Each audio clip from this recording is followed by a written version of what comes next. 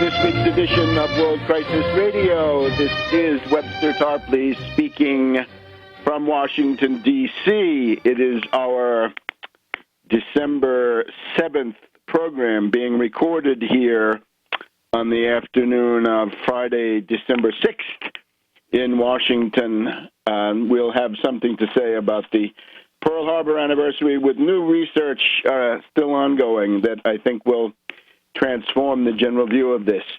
I would also point everybody's attention to C-SPAN. That lecture on the Russian fleets just won't quit. The last time I looked, it was number 8 in the last week and number 14 in the previous 30 days. And I'm sure there are people out there who haven't seen it and who need to see it because of the view that it gives to the entire 150 years of past history. And people who have seen it once might also profit or do me the favor of clicking on it again. The goal of all this, of course, is to get it rebroadcast. The ultimate goal is to try to put U.S.-Russian relations on a rational basis, right? The American people, I don't believe, are hostile to Russia in any way. But this degenerate, decadent elite in Washington, right, these people who run the foreign policy, they seem to have this tremendous animus against Putin. They're causing a crisis now in Ukraine over this. As Russian Foreign Minister Lavrov said, there's hysteria in Western Europe about Ukraine. We're trying to cut the hysteria. So getting that broadcast on C-SPAN during Christmas week or something at the end of the year would be a great thing. And they do need Civil War material, so they might as well take that as recycle some tired lectures by various people. And then the other big thing, and this is our first substantive topic, Syria. The possibility of you to do something positive to help Syria. We have Mother Agnes Mariam of the Melkite Catholic Monastery and Convent of Kara in Syria, and she has been on a very successful North American, that is U.S.-Canadian, tour. She has also made side trips to Britain, to Poland, and elsewhere, and she's going to be in New York. If you hear this on Saturday, if you're in the New York area, take a look at the Syrian Solidarity Movement website, and you will find there a calendar. You got to make an effort to find it, but it's there. A calendar of her events that would be on the Saturday, December 7th. Tonight, Friday, December 6th, she's going to be, I think, in Brooklyn, New York. But on Saturday, December 7th, somewhere in the New York area, take a look, see if you can drop in. Might be close to you. And in any case, the principal appointment is in Washington, D.C., at the National Press Club. Thanks once again to the wonderful McClendon Group at the National Press Club. She's going to be at the Press Club at 6:30 p.m. if you want to come early for dinner, or 7 p.m. if you just want to hear the lecture. So Tuesday evening, Tuesday evening, and that will be at either 6:30 or 7 p.m., depending on what you're coming for. And that will be Mother Agnes Mariam giving a lecture on Syria. Now, this week I gave a commentary to Press TV about Syria, and it looks actually very, very interesting. First of all, we have this interesting article in the London Independent, which says that General Idris, the military commander of the Free Syrian Army, and up to now a golden boy of the CIA, has now dropped his demand that Assad must leave power as a precondition for the Geneva talks. Looks like the Free Syrian Army is going to be willing to go, and Idris is willing to go. Now, does that mean the CIA told him, or maybe more likely he's breaking from the CIA? That would also be interesting. Whichever way it is, it's interesting. So Idris now says, we don't make a demand that Assad quit as a precondition, but he should leave power at the end of the negotiation process. Well, that, of course, is open-ended. That could take many years. That could take forever. So this is essentially dropping the demand. And Idris goes on to say, we are considering a united front, making common cause with the Syrian Arab army, the government army, the Assad army, against Nusra and the Islamic Emirates of Sham and Iraq. In other words, the Saudi-backed takfiris, the crazies, the terrorists, the Al-Qaeda-style people who have been holding, even now, large areas of northern Syria. If the Free Syrian Army switches sides, that will obviously have a military significance, political significance.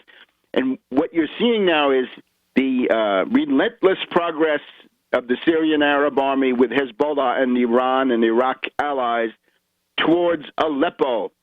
Maybe the Christmas gift to the world will be the cleansing of Aleppo of terrorists, the kicking of Al-Qaeda out of Aleppo for the end of the year. And, of course, the Free-Syrian Army switching sides, if they do that, that would be a big thing. The other problem is, of course, the Western elites have portrayed Al-Qaeda. First of all, they were heroes against the Soviets. Then they became villains with the 9/11.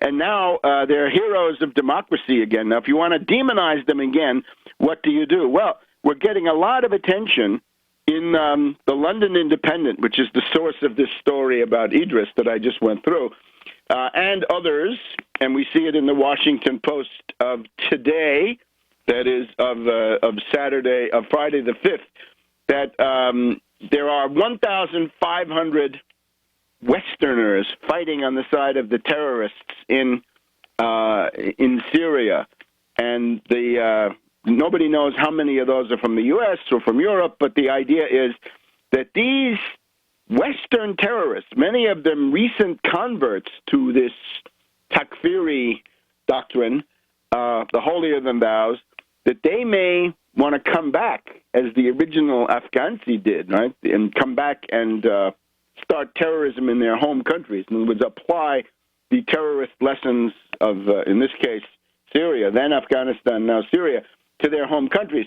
And that, of course, means possible terrorism. Now, this is, of course, one of the ways the CIA might say, let's switch public opinion back to hating the Al-Qaeda people. Let's have some kind of a terrorist atrocity.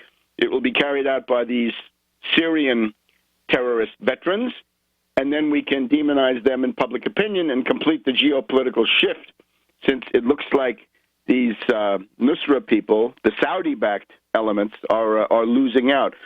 The other one, of course, remember, in the background is if Prince Bandar and the Saudi intelligence want to save their assets in Syria, they have to probably counterattack and escalate. One way to do that is to deliver the man pads, right? The SAMs, the shoulder-fired small anti-aircraft rockets, surface-to-air missiles that could be used then to shoot down airliners. They could be used against Assad's helicopters and fighter planes, but against the commercial airliners of Lebanon, of Jordan, of the Israelis, and that's a very easy path towards flipping Western public opinion. So the general idea, though, is that the rebellion is in trouble. Saudi foreign policy is in big trouble. So if you want to learn more about Syria, Tuesday evening at the National Press Club here in Washington, D.C., 6:30 to 7 p.m. is the start. Mother Agnes Mariam from the Kara Monastery Convent in Syria. Back in a minute. Back to World Crisis Radio. Webster Tarpley here in Washington. Please do take a look at the Russian fleets on C-SPAN. Keep us up in the first one or two pages of Most Watched, the 7-day list and the 30-day list on the C-SPAN video library. And remember, Mother Agnes Mariam this coming Tuesday, National Press Club, Washington, D.C. Talk starts at 7:30, dinner before that. So those are the things you need to... I don't want to be too optimistic about Syria now.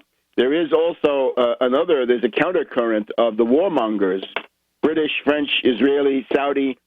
The warmonger brigade is still quite active, and they're trying to come up with reasons why it's time to retrieve the non-attack of September and make that into an attack. But they are swimming against the current in the sense that the American people are absolutely sick of war, and any politician who proposes aggressive war under these circumstances will be swept away through impeachment, being voted out of office, tarred and feathered, run out of town on a rail, and God knows what. All right, so let's now look at the big picture. Getting towards the end of the year, thinking about 2014 and indeed into 2015. And the idea is we have a perspective. We have some idea of what is going to happen. This is not some kind of crystal ball. It's not a forecast, really. It's a combination of what is likely to happen and what needs to be done in order to deal with that. Let's start with a timely starting point. Monsieur Mélenchon. Mélenchon is the head of the French left party, the Parti de Gauche. And Mélenchon this week said, in the context of a debate about economics and taxation, that France is in the year 1788. Now, this means 1 year before a huge revolutionary upsurge. In other words, when you say in France it's 1788, it's 1 year before 1789, and that means the revolution, in effect. I would say a revolutionary mass strike process under our current situation. We have seen the controllers, the intelligence people behind Russell Brand in those articles in the New Statesman, quoting some little London think tank or God knows what, that there's going to be an upsurge once again in Occupy at the end of 2014, 2013, 2014, 2015. We're still in that same time frame. Now, of course, the most detailed and accurate statement of this was done by me in June, and you can see this on tarpley.net. You can look at it. It was my speech to the Left Forum, New York City, Pace University, in the first week of June of this year. So it's 5 months ago, almost to the day. And I go through this pattern that we've always seen 7 years into a world economic depression from 1929 to 1936. And what do you find in 1936? Huge mass strike wave in Spain, in France, and the United States. The big sit-down strikes that gave birth to the United Auto Workers, the United Steel Workers of America, and other unions across upstate New York and many, many other areas. All kinds of workers. The union movement going from nothing to a real power within a couple of years, 7 years into the Depression. Well, guess what? 2008, the World Depression started. It's now 2013. It will soon be 2014. That means 2015 is 7 years into the World Depression, and here we are. We're seeing the mass strike process at work in 2013. We've seen it in Egypt. We've seen it in Turkey. We've seen it in Brazil. In Brazil, they seem to have made some intelligent demands. Only in the U.S., of course, do we have people who occupy public squares with no demand except that they be allowed to stay there. Absolute minimalism of demands, right? In SDS, we used to have non-negotiable demands. These characters have zero demands. I think they've learned the long lesson. What's happening in Ukraine right now shows that the tensions, the economic breakdown crisis is creating tremendous social, political, economic tensions. These can be hijacked, as indeed by the demagogues of Ukraine, right? You've got neo-Nazis from the Svoboda party that are trying to take control of that public square. And, of course, it's just a few thousand people. How can they pretend to dictate? How can they demand to dictate to an elected government? So this is all happening. As we speak, there are fast food strikes going on in New York City and many other locations. Take a look at the SEIU website and the fast food agitations that are going on. This keeps it in the public view. And, of course, this huge turning point, the papacy of Pope Francis Bergoglio, the first third world pope. He has made a number of statements. You remember a couple of months ago, he did a big attack. He said, wild free market and wild free trade make the rich richer, the powerful more powerful, and the poor poorer, and the excluded more excluded. So that's got to be countered by government measures, by state measures. So says the Pope, sic dixit papa. That's it. And now recently, he's attacked trickle-down economics, and the globalization of indifference. This is a detailed thing. We're probably in our Christmas program at the end of the year, we'll probably go back to celebrating this apostolic exhortation, Evangelii Gaudium. You got to look at it, the joy of the gospel. And it's the classic Catholic social doctrine, which had been muted. It had been there, but it had been muted. It had not been on the front burner. Those wedge issues, frankly, had been on the front burner. But now this uniting issue is on the front burner, and this is going to change the world. It may indeed save European civilization from what otherwise looked like a pretty dismal future. So the freakouts, of course. The moron Palin is taken aback. Limbaugh at the Institute for Retarded Reactionary Ranting, freaking out. Oh, he says, the Pope doesn't know anything about capitalism and socialism and communism. And, of course, the undercurrent, right, the people from the St. Pius X Society of Religious Reactionaries, they're saying, well, it's a communist Pope, right, that the communists have taken over the Vatican. Well, they're also now, as we've heard before, the death threats, right? The London Guardian helpfully telling us that it's the 'Ndrangheta, the Calabrian mafia, that's not happy about the reform of the IOR. And remember, the Pope says the devil wants to see factions inside the church. All right, so all of these things add up. Plus, the arrogance and impudence and sheer incompetence of the ruling class, this Wall Street financial elite.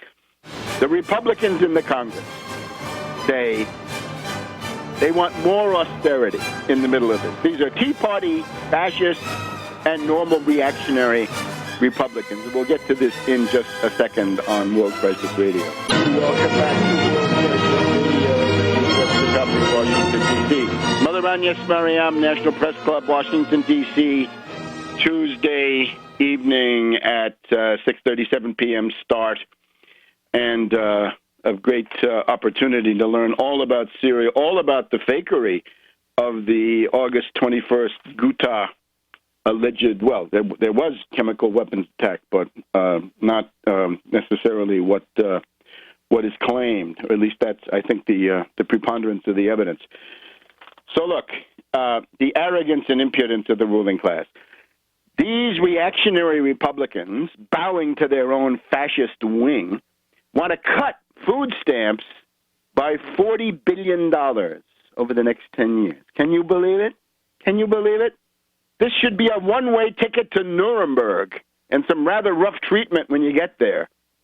But no, the Republicans, they're still allowed to go on television and propose genocide against the American people without being tarred and feathered on the spot.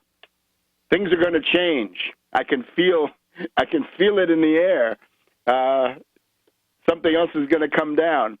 So the food stamp question, we've just had the first Thanksgiving under the cut food stamps, right? A lot of people got really hungry at the end of November because the food stamp benefit went down at the beginning of November because the Obama stimulus had some benefits. It certainly did, and one of them was to increase the food stamp benefit. Now it's gone back to the pre-stimulus level, and that means that more and more families are running out earlier in the month. Instead of making it to the 25th, maybe they can make it to the 18th or the 20th or whatever it is. So for a lot of people, that Thanksgiving dinner from some volunteer organization really meant a lot. They had to go for a week on that. That's food stamps. And then we've got this other one. This is another unbelievable story. You know, the unemployment rate ticked down a little bit today. I think it's at 7%. A lot of this stuff is people dropping out in despair, as we know. However, on the 28th of December, we have a piece of legislation called the Federal Emergency Unemployment Compensation Program is going to expire on December 28th, right? What is that, the Feast of the Holy Innocents? I can't quite remember. We'll look it up. We'll see what that is. There may be some reference to King Herod of Jerusalem in there. But this is now, the effort of the Republicans, of course, is to sabotage this legislation. And what it will mean is that 1.3 million Americans, direct recipients, and their families, so multiply that by 3 or 4, are going to lose whatever unemployment benefits they still have. And that's the calling card of the fascisto Republicans. Another piece of genocide, another one-way ticket to Nuremberg in my book. So this kind of arrogance, and now let's do the other one. The Detroit verdict, if we can call it that, of a federal court. The federal court. Now, the Michigan Constitution says that when you have these reorganizations, you can't cut people's pensions. Those are commitments. That was collective bargaining, and it was done. People said, we'll take lower wages now because we want a better pension and better health care tomorrow. Those are contracts. And the same damn reactionaries who will tell you that contracts are sacred when the contractor is a plutocrat, when it's a working person, well, those are the scum of the earth, so we sweep that aside. So the federal judge, again, probably heading towards a rendezvous in Nuremberg, this federal judge says, oh, no, forget that. We can just let a federal statute, which is not even clearly specified, we can just override that. The federal bankruptcy law cancels out the Constitution of Michigan. Let's watch this carefully, right? All the great states' rights proponents, all the great reactionaries, Scalia and Alito and Roberts and all those guys, the rat's cabal, right? Roberts, Alito, Thomas, and Scalia. They're so devoted to states' rights, as we know, right? Except when it was Gore against Bush, and now we'll see this time. Because this is the Constitution, not even a statute of Michigan. The Constitution of the state of Michigan says you can't take back those pensions. How can you do that? Well, it's illegal. And you can say, yeah, federal law overrides state law. It's true. I mean, from my point of view. But there's got to be a direct conflict. In other words, there's got to be a direct federal law that immediately contradicts the state law that you're talking about there. Well, this is just outrageous. So the idea is, in effect, pensioners, poor working people, are going to get the axe. For what? For Goldman Sachs to pay the rotten, bankrupt, kited derivatives that the foolish administration, certainly the incompetent leaders of the city of Detroit, have gotten themselves into. Those derivatives should have been banned. They should have been outlawed. Credit default swaps, collateralized debt obligations, CDOs, super CDOs, energy derivatives, all the rest of that. Those should be illegal. And the remaining ones should be taxed at 1% with the Wall Street sales tax. That would essentially have given them a couple of layers of protection, because a lot of these deals can't be done if the Wall Street sales tax is in place. But now we got a federal court that says that, yes, you can go ahead and loot people's pensions in order to pay Wall Street. Somehow, the question always arises, will the American people lie down and lick the boots of Wall Street? Will they simply play dead? Will they not respond? I don't know, but I'm hoping and I'm betting and I'm trying to promote the idea that a mass upsurge against this is in order. Remember, with Occupy Wall Street alone, with a single demand of a 1% Wall Street sales tax Wall Street, not Occupy, tax. Hit them where it hurts. Hit them in the Labanza. Make them pay. With the 1% Wall Street sales tax, you could have rammed that through Congress in the second half of 2011. And the whole situation now would look much different because you could break the power of Wall Street with a mass traction economic demand that simply says no cuts, no austerity, no more firings, no more layoffs, Wall Street sales tax, Wall Street will pay for it. So I think these sorts of things, the Republican cuts of food stamps with the Democrats offering cuts but smaller cuts, and the extended unemployment, these things are going to add up to a huge social explosion. Now, we have to look ahead here. Right now, we're headed towards the 15th of December. The 15th of December is supposed to be the announcement of the Patty Murray, Paul Ryan, John Birch Society budget deal. And of course, who would in his right mind would put his economic fate in the hands of the incompetent Patty Murray, right? You've got Wall Street Democrats negotiating with reactionary Republicans, with fascist Republicans breathing down the neck of the reactionaries. So this is not a good situation. So everybody is going to probably finesse the December 15th. That doesn't count so much because it's not the government shutdown. The government shutdown might come as early as January 15th. That's when the government runs out of money. That's when we could have another government shutdown. And a couple of weeks after that, in February, we could have another default crisis. Now, the Republicans, at least some of them, are running scared, right? Some of them know that they've gone too far. And if you do this in the springtime, as I was once told by an official of an Eastern European country, springtime is the time for mass strike upsurge. So the Washington Post of today, for 2014, GOP may elect to be cautious. They're loath to give foes ammunition after the shutdown debacle. We'll look into this in just a minute on World Crisis Radio. Welcome back to World Crisis Radio. Webster Tarpley here in Washington, D.C. So the arrogance, the impudence of this ruling elite, these decadents, these degenerates, after 6 or 7 years of the privations of a world economic depression, they just don't seem to understand. They don't get it, right?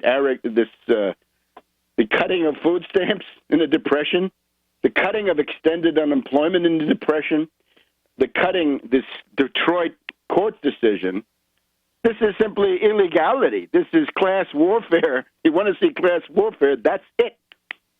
And I really wonder, where are our libertarian friends on this? Do we see a whole lot of indignation about people's economic rights getting taken away, right? Oh, a drone flew over my house. Yeah, your main problem is you're dying of starvation and you can't see a doctor. 26,000 Americans die per year from having no health insurance. What's the libertarian solution to that one, right? Tear down what exists? I don't know. Nothing? You should die consoled by the fact that you're dying for the Austrian school of von Hayek and von Mises and other founding fathers of the United States. All right. So now, remember, the approach that we have is that the Republican Party needs to be destroyed. The Democrats need to split. Now, we've talked about the recent splits when Obama, with the typical arrogance and impudence, tried to impose Larry Summers, right, the great apostle of deregulation, the bringer of derivatives, the great, tool of Rubin and Goldman Sachs and all this.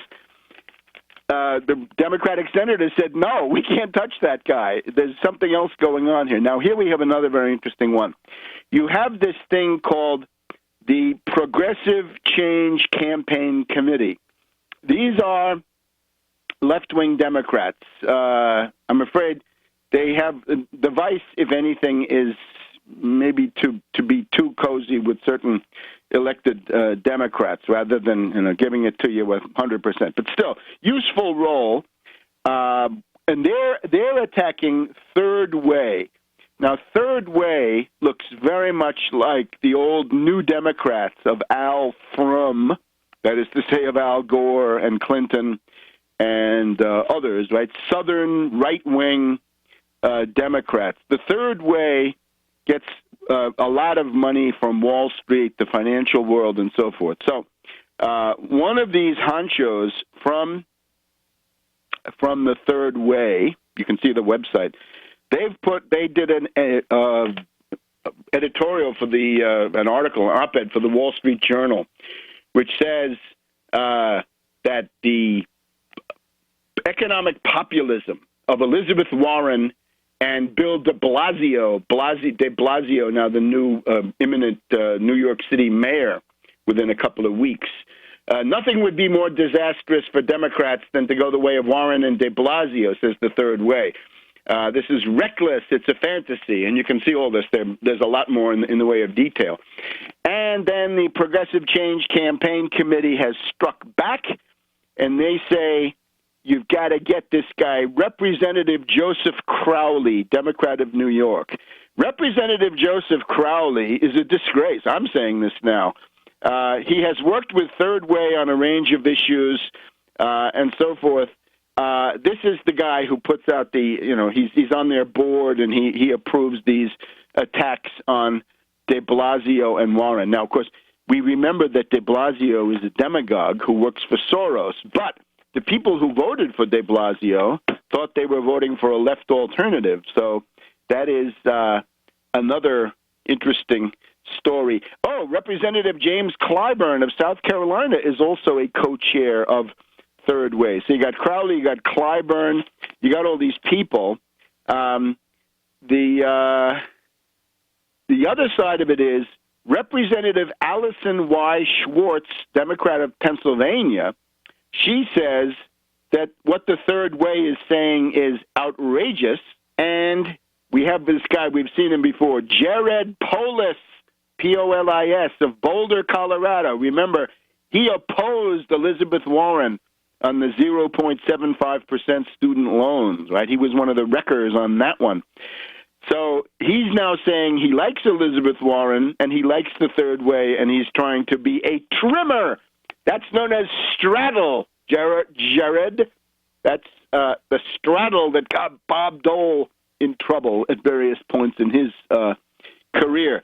So it shows you, this, you may say, well, that's a tempest in a teapot. It shows that there's a latent split in the Democratic Party. And what I've been telling you is true. And we have empirical data. We've got 2 or 3 pretty interesting cases now where you can see that there's a fault line between the Wall Street, plutocratic, Obama, Schumer, Durbin Democrats, and then this other group, the Elizabeth Warren.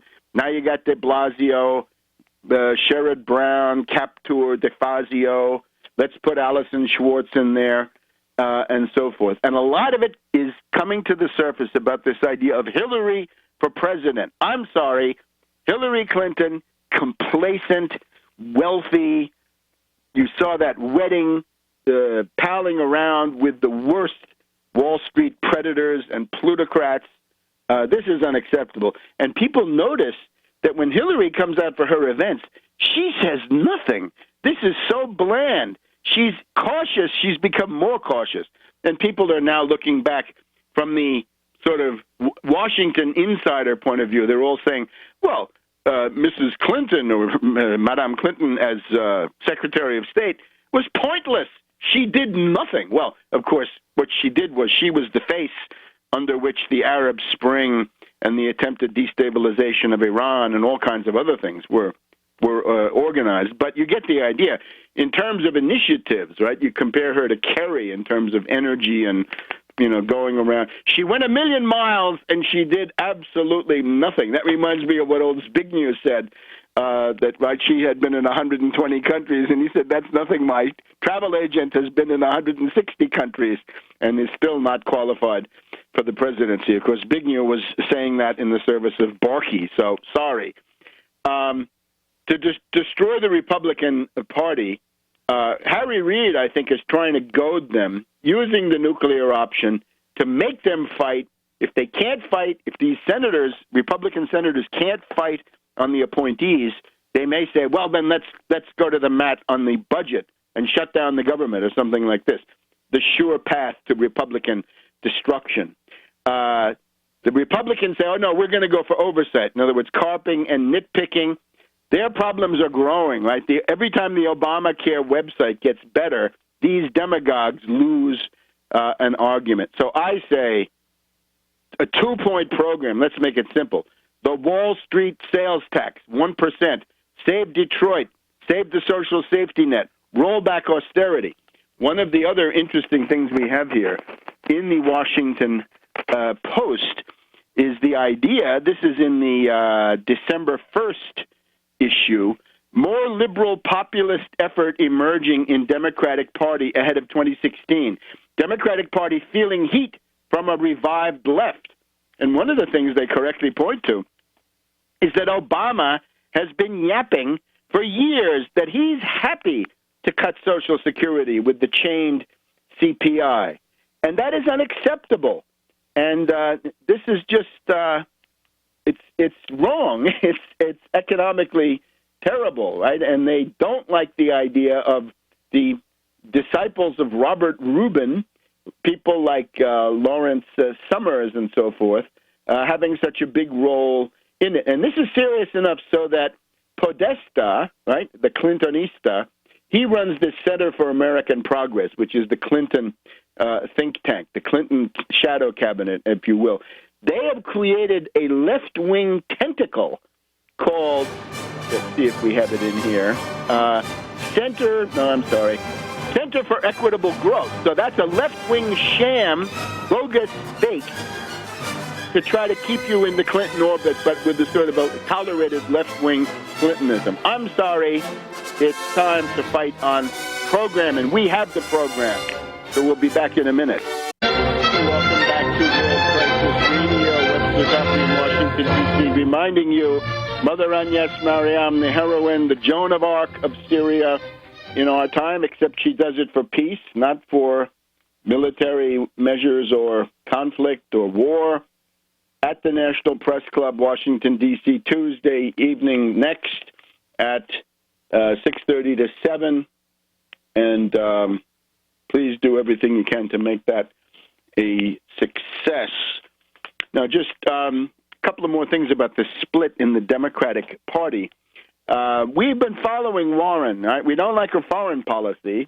Let's bracket that for the moment. But the 0.75% student loan policy, paid for by the Federal Reserve, with that money wrenched out of the hands of helicopter Ben Bernanke or this Yellen. If we don't have Tarpley for Fed head, it's going to be Yellen.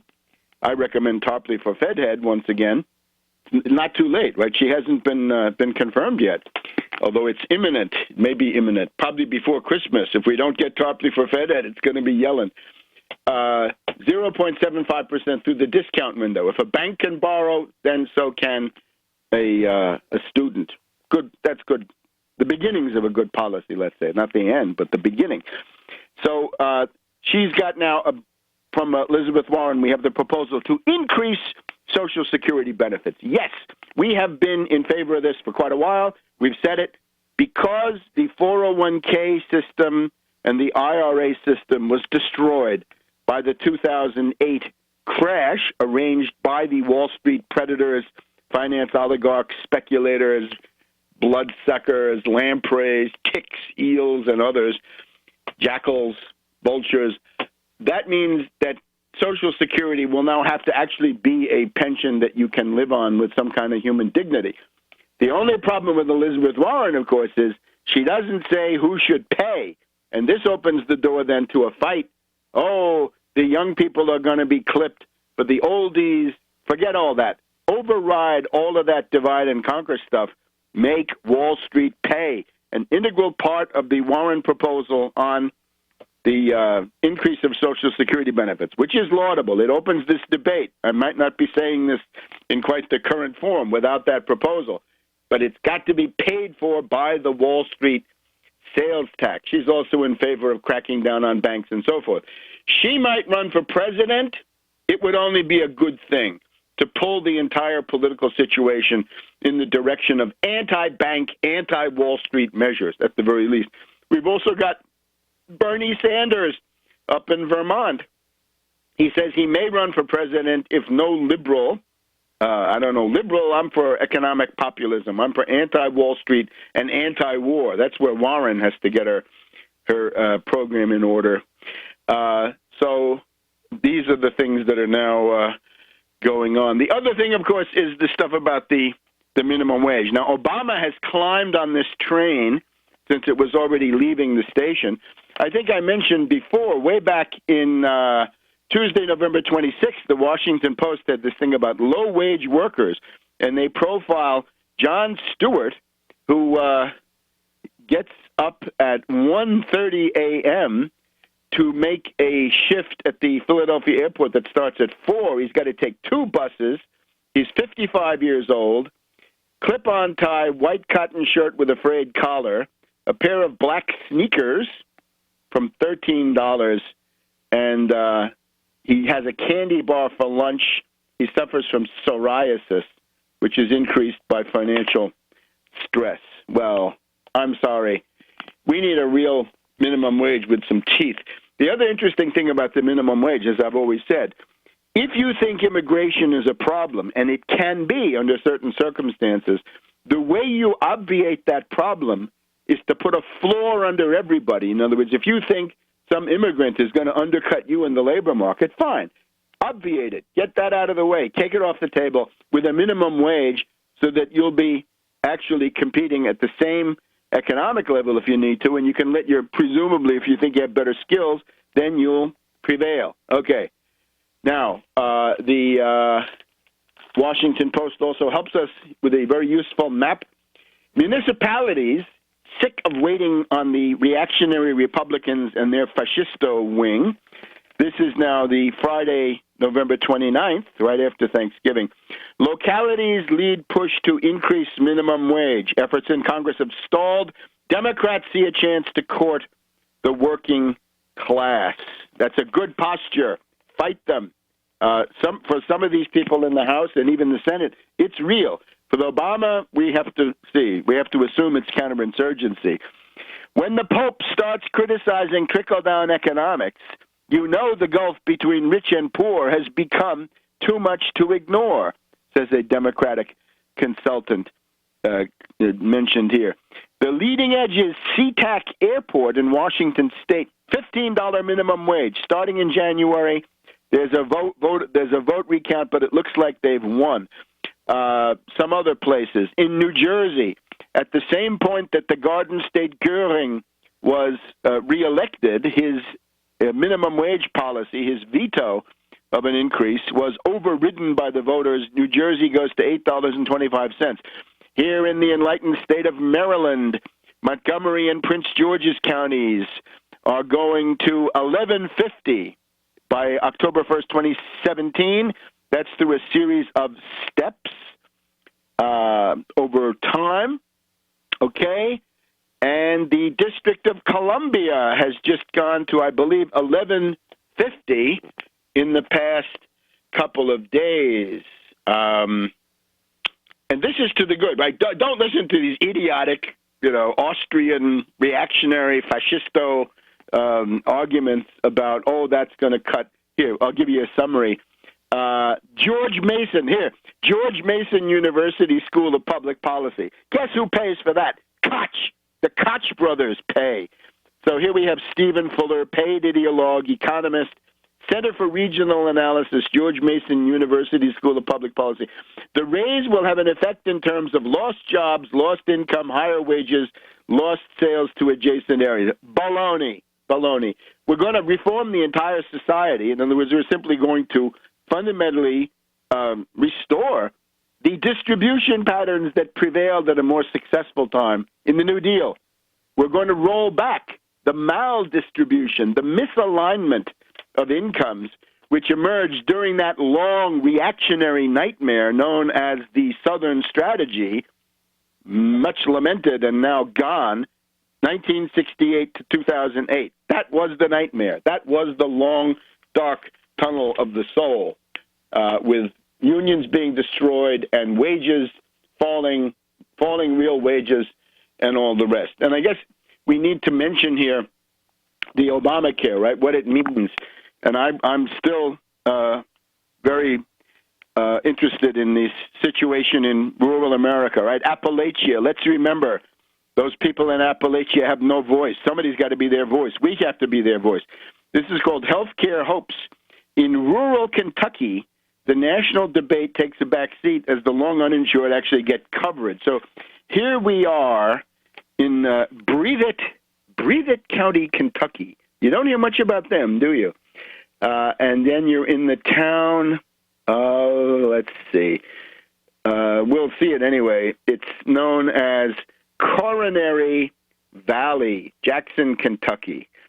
So here we have people with a $15,000 per capita income, diabetes, high blood pressure, tremendous health problems. And here we're talking to a navigator, right? We're talking to somebody who's getting them health cards, right? Medical cards. These people are qualifying for the Medicaid expansion. And here's a couple of people who live on $500 a month in food stamps and a disability check. And, of course, thanks to the fascistos, the food stamp check has just gone down. So here's one of these guys. You're going to qualify for a medical card, one of them gets told. Well, thank God, says this guy. I believe I'm going to be a Democrat. Well, don't stop there. Why don't you become an American system activist? But you get the idea. Something is shifting. It's the mass strike. The old mole is about to reemerge. Back in a minute. Welcome back to World Crisis Radio. Just a couple of more things about this. People getting medical insurance for the first time in their lives. So here's a guy. He comes in. He says he's 36 years old, skinny. He's got all kinds of problems. He says he finally quit drinking, although he's got cirrhosis of the liver. He still smokes. You're covered for a medical card. Now he says, I have problems with my teeth. I got to get all of them pulled. It does cover that, Medicaid. It doesn't cover dentures. The guy's mother is with him. I think that should be covered. Try to eat an apple without teeth. And there he gets the card. Wow, thank you. Is this suitable for the nation that won World War II and crushed fascism and held off communism without a major World War III? This is unworthy. This is unworthy. That's not good enough for Americans or anybody else. No human being should have to go through having a life where you get medical insurance for the first time at 36 when you've already got cirrhosis and your teeth are all have to be pulled out. Now, in terms of the perspective, this is actually very, very interesting. The perspective, the Republicans destroyed, the Democrats split. Is there some sign somewhere in the world that this is actually going on? In the advanced countries, yes, there is. It's Italy. Now, we've just had the split of the Berlusconi party. Now, Berlusconi had been convicted of tax evasion. You can say there's a judicial vendetta. Certainly there is. Maoist judges, similar to our fascist judges here in the United States in some ways. But, yes, he was persecuted. On the other hand, this is a guy who, he's more sympathetic now than he was when he was in power because he was also crushing unions, driving down wages, and so forth. So the Berlusconi party has split. It means that the Letta government, which is, believe it or not, a coalition of social democrats and the center-right Berlusconi movement, this is now hanging there with 6 votes, but maybe not for long. The leader of the split away is Alfano. Alfano is the Maramaldo, I guess in Italian historical terms. Maramaldo, the betrayer of Berlusconi. So The right-wing party has split into two parts. Republicans, look at that. That's your future. Now, at the same time, the so-called Democratic Party, the Social Democrats, contains the old communists, but it's got Christian Democrats and others piled in. This is the party of Letta, the current prime minister. Here we'll have within the next week a primary election to see who will be the chairman of the party and probably also candidate for the next prime minister post. This is the Anglo-American puppet Renzi, the leftist Chivati, and the apparatchik Cooperlo. And they will be fighting it out in this interesting election campaign. The so-called Social Democrats are cut into contending factions more than the Berlusconi people even, all right? Because you get Social Democrats, Catholics, you got all kinds of people in there. So they're fighting among themselves. There's also this question that if Renzi wins, Renzi is neoliberal, U.S. puppet,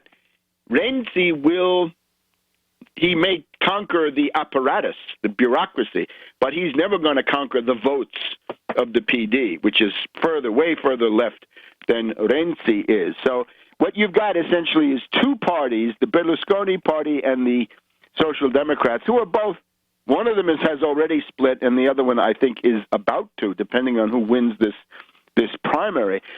And now we've got the decision by the Consulta. This is a court. The Constitutional Court, the Consulta, has decided that the existing election law, the one that has been in place for 7 years, since 2006, that this is unconstitutional. This is called the Porcellum, and the Porcellum gives a bonus to whichever party gets the majority, plurality. The largest party in the Chamber of Deputies gets a bonus of a couple of hundred seats. This is the Porcellum, the pig law, and the Porcellum replaced the Mattarellum of the early mid '90s, and that replaced the proportional system that had been there since World War II. But now we have the following situation as a result of this decision by the Consulta. After 7 or 8 years of the Porcellum, we are told now that this was unconstitutional. So it means the current parliament and the current majority and the current prime minister are all illegitimate, unconstitutional. Actually, so is the Consulta itself, since 1/3 of the Consulta, this court, has been elected by parliaments that were chosen under the Porcellum. So what do? You go back to 1992 in the proportional system. Well, the problem is that there was in 1993 a referendum to junk the proportional system. So you now go to the Mattarellum, Mattarella being the politician who brought this through. The Mattarellum, as I understand it, gives 3/4 of the seats to a winner-take-all sort of U.S. or British-style system in each district. Whoever comes in first with the most votes wins, but it does have 25% of the seats that are then assigned on the basis of some kind of a proportional system. So the argument is all three of those guys that I said, Renzi and Chivati and Cooperlo, all say that only the Mattarellum is legal. Grillo, the creature of Goldman Sachs and the Bilderberg Group, says that he thinks the Mattarellum is legal. So what you have then is total chaos. And once you get into this, you can see, right, it's a wilderness of mirrors. It's a series of catch-22s. The only answer to this is for Italy to create something like 6 to 7 million new productive jobs at union wages and see what that does to the political system. We came close to this in the U.S. When you get into these situations, if the U.S. is in danger of defaulting, well, then Obama will have to break some law. So which law will he break? Will he break the law that the budget that has told them to spend certain amounts on certain things? Or will he break this idiotic debt ceiling of 1917? Or will he unilaterally raise taxes to get money that way, or will he do something else, right, which would also be extra legal? The formalistic straitjacket doesn't help us. These are formal systems that break down. The only way out of them is through content reform, not process reform. What you're seeing in Italy is that process reform is ultimately an absolute blind alley, and it doesn't get you anywhere. So, there we have it. Now, we want to say something about Pearl Harbor in our last two segments, so we'll try to get to that in just a minute. Welcome back to World Crisis Radio. So Italy right now shows the absolute bankruptcy of process reform. And I'm afraid Grillo, speaking in Genoa on his obscenity day on Sunday, came forward with 7 process reform points. Will not create a single job or put a penny in anybody's pocket or get anybody in to see a doctor or stop a foreclosure or anything having to do with real-world economics. So what it shows is you focus on process reforms, civilization will collapse. Let's focus on what government should do. Economic dirigism. We want the 30 million new jobs. Tarpley for Fed head would be one way to do it, right? You wouldn't need to wait for any kind of an election. We could have it done right now, and I would do it. So consider this. Now, I noticed that the leading libertarian websites are not at all concerned about the fact that the pensioners of Detroit are getting shafted. Oh, they're scared by needles. They're afraid for their guns. They have all these fears.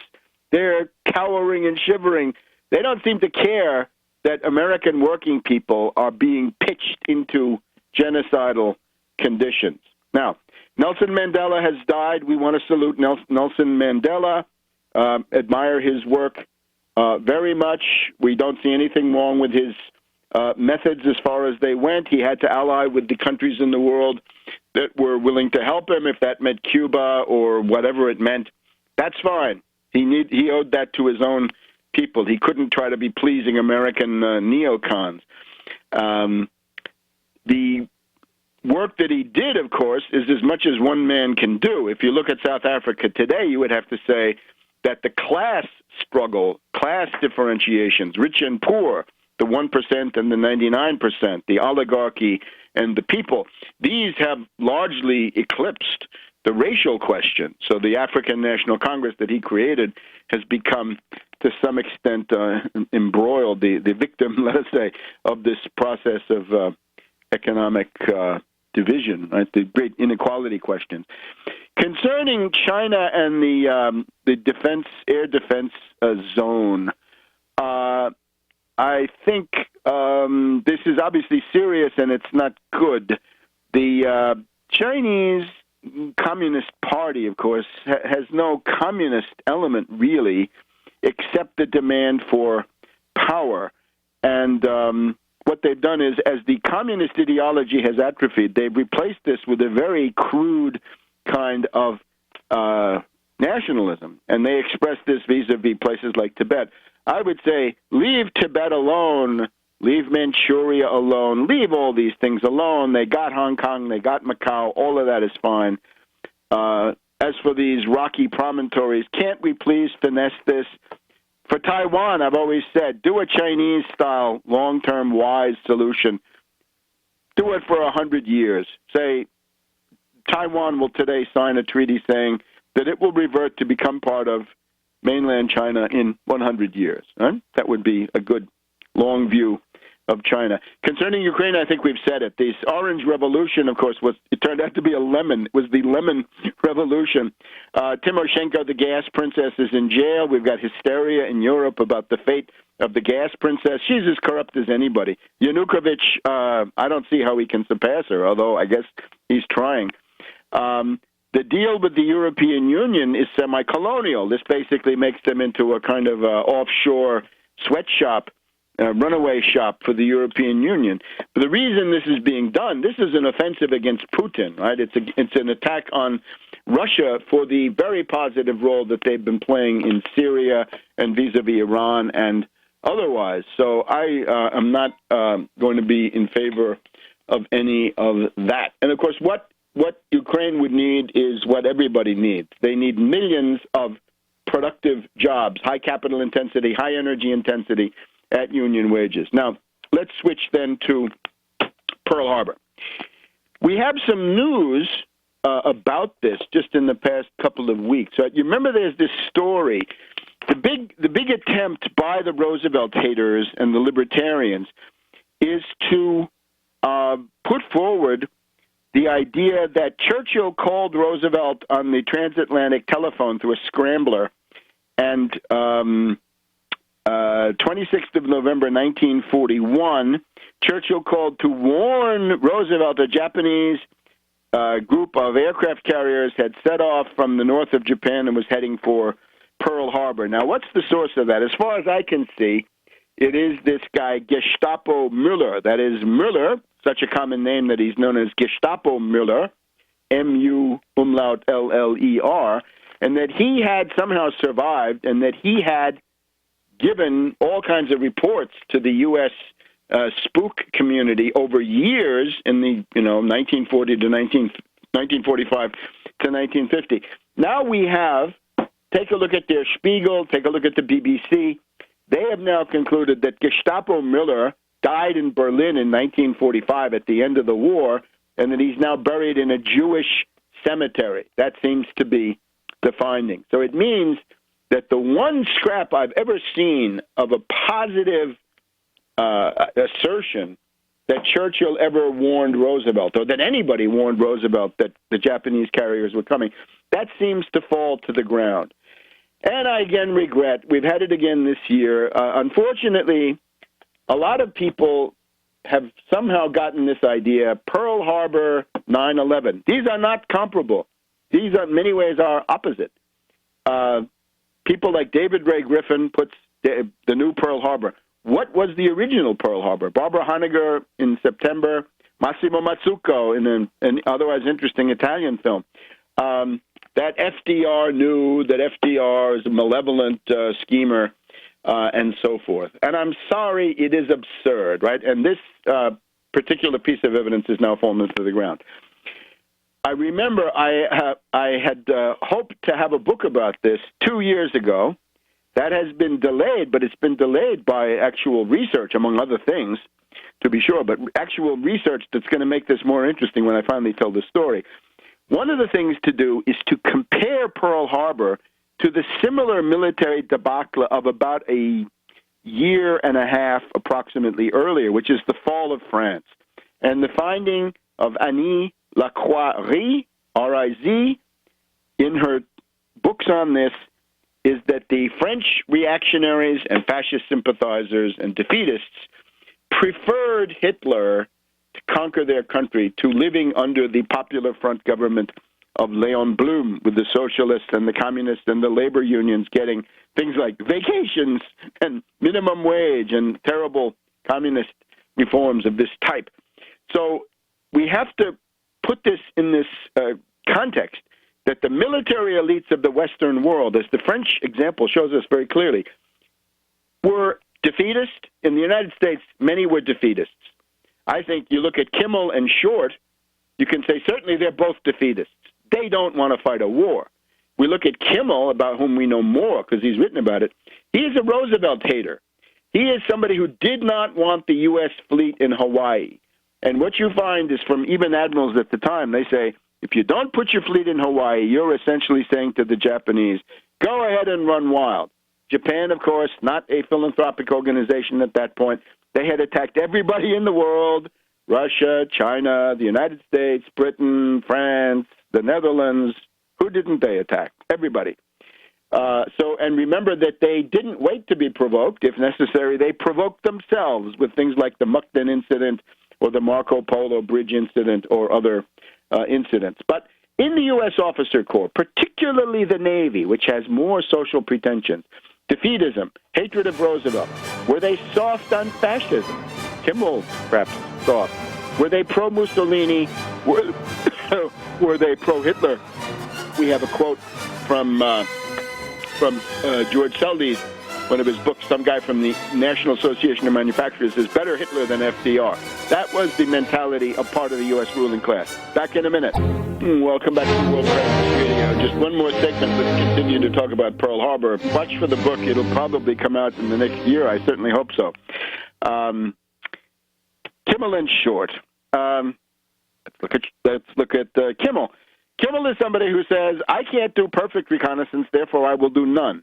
10 days before the attack, or what is it, 1 week before the attack, he gets a dispatch that says, consider this a war warning, with verbiage, yakety yak, blah, blah, blah. Consider this a war warning. What part don't you understand? Now, he's got submarines. He's got destroyers. He could set up a picket line. He's got scout cruisers. He's got light cruisers with float planes, which multiply the recon ability of these little boats. That's what they're made for. They're scout cruisers. He has been told by the admirals in Washington, get yourself some sampans, get some yachts, get some schooners, put a radio on them, put a machine gun on them, and put some lookouts with binoculars. And if you see the Japanese fleet, let us know. This effective. How do we know? The Japanese did it. When Doolittle launched the famous raid on Tokyo in the following year, he was discovered. His mission was put in great danger by Japanese fishing boats, trawlers. The Soviets later used trawlers all through the 50s and 60s as they were building up their Navy. People say, well, it didn't help the Japanese. Doolittle still got to Tokyo. Unfortunately, the Japanese, very rigid, didn't realize that those carriers were carrying medium bombers and that they were going to launch the medium bombers almost immediately. They thought that these were normal carrier planes so that the carriers would have to come in much closer. The Japanese were preparing for the attack at a later time, right? Maybe 24 hours later. So there's also the question of the Bolo bombers, the PBYs. And again, he says, if I can't be perfect, I will do nothing. Well, that is not the spirit of the taxis of the Marne. That is not the spirit of the British getting out of Dunkirk by using everything that would float. You can see he's a martinet. He believes in training. He doesn't want to fight. He doesn't want to fight fascism, and he says so. Now, for Short controls the radar. What do we know? The previous years, 1940 in particular, shows the value of what? Of air defense. It's called the British survival, which is due to something called chain home. It is known as the Dowding system of the Royal Air Force, and it involves radar stations with direct lines to a filter room, the filter room located at Bentley Priory, and that is where they would plot what is coming in and how the Royal Air Force would then deal with it. Kimmel and Short had at least one officer there among them, I think on the Navy side, who had seen part of this. He had somehow been in Britain, and he had some idea of the British air defense. And, of course, there was a tradition in the Army, Short, Chennault, right? General Claire Chennault in the 1920s in war games had outfoxed the Navy by putting lookouts. He said, give me 2 men with binoculars. I'll put them on the highest structure. Turned out to be a water tank. And I'll let them tell me when the planes are coming in. Of course, with radar, which Short had, didn't seem to be much interested in it, but he had it. You could do more. Chennault, the interesting thing about Chennault is also later in China, or actually in the 30s, right? He had built up this network of ground observers and civilian spotters. Now, of course, Kimmel and Short wouldn't want to do that because they think that everybody is either a communist or a Japanese spy, right? They think that communists are everywhere. Now, the other thing is, concerning the defeatism, the U.S. Navy, I'm sorry, has a very checkered record here. I don't want to offend anybody's family traditions. My own are also with the Navy, primarily my uncle, my father, 2 uncles, actually, all in the Navy. The Navy was defeated at Pearl Harbor. When it came to Wake Island, they ran away. They wouldn't fight for Wake Island. They just skedaddled. And then, perhaps even more serious, in the Philippines, they also ran away, right? The Admiral Kincaid just said, General MacArthur, you're on your own. I'm getting out of here. Okay. But then, the worst of all, take a look at a book like Peter Padfield, The War Beneath the Sea. And here we find Admiral Ernie King, who refuses to organize convoys in the North Atlantic. There's no question that the huge loss of merchant tonnage in the U.S. and Central American waters, starting with the Dönitz U-boat offensive of January 1942, a month after Pearl Harbor, and then in the Caribbean and the Gulf, was a disaster of infinitely greater magnitude than the more dramatic loss of slow and aging battleships at Pearl Harbor. It has been called America's worst ever defeat at sea, and this one was caused demonstrably of pure stupidity. Admiral King refused to organize convoys, and what comes out of this is this huge disaster, which threatens the entire war effort. It is the loss of 400 ships, 2 million tons of cargo and ships with, all kinds of war materials in those ships, 112 tankers, 5,000 sailors, much more than Pearl Harbor. And a lot of it is because they won't have a blackout of the eastern seaboard. They won't turn off the electric signs and the Christmas lights. They won't organize convoys. And this is all the stupidity of Admiral Ernie King. And no coastal blackout, justifiable criticism and calls for action were buried with admonition to silence and outright lies. All right. And then we have this other problem. We see Admiral Dönitz organizing wolf packs then in the North Atlantic, almost bringing the British to their knees. And you look at the United States with probably better submarines in the Pacific. Admiral King and nobody ever organized a wolf pack offensive against Japanese shipping. There was no element of defense, as we've seen, and there was no element of offense. And the offense would have been take a leaf out of Dönitz's book and attack the commercial ships, the freighters and so forth, and tankers, upon which the Japanese war economy depended. And, of course, the reason they were interested in Indonesia and places like that was to get oil. Well, cut off the oil and avoid that sickening series of frontal assaults on islands in the Central Pacific so that then you get air bases with utopian air power. In general, the war in the Pacific, I've always felt, had been won by General MacArthur with his hit 'em where they ain't leapfrogging strategy, not island hopping. Don't go and attack the strong points. Hit them where they ain't. So then the mythology covers it up, right? The undoubted heroism of the Marines attacking these islands and so forth covers it all up. But if you look at the record of the U.S. Navy at the beginning, we see ineptitude, incompetence, defeatism. So that's one level, right? Kimmel and Short are examples of that. The second level we talked about in connection with the Kennedy assassination, you've got Stimson in the War Department. Now, I see people, they quote, Stimson was put in there by Roosevelt. Stimson is a Republican. This is a national unity government. These people are blackmailing Roosevelt. Their basic position is, you give us Republicans a piece of this action or we'll sabotage the war effort and we'll be more defeatist openly so than we were before. So Stimson comes in as the Army chief, War Department. We get Knox as the head of the Navy, and Stimson brings with him these two imps of Satan, McCloy and Lovett. They're still around at the time of Kennedy. I'm absolutely certain that they have some nefarious role against Kennedy. Harvey Bundy, the father of William Bundy and McGeorge Bundy. Harriman of Brown Brothers Harriman is in there with Prescott Bush and so forth. So this is the second level, and in particular, McCloy in the War Department. He's the intelligence czar of the War Department.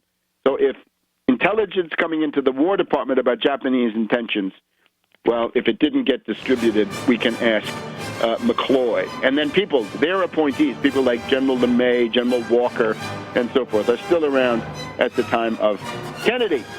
And then let's take a look at the Russ Bridger and Nave. They say Churchill was aware that a task force had sailed from northern Japan in late November 1941, and that one of its likely targets was Pearl Harbor.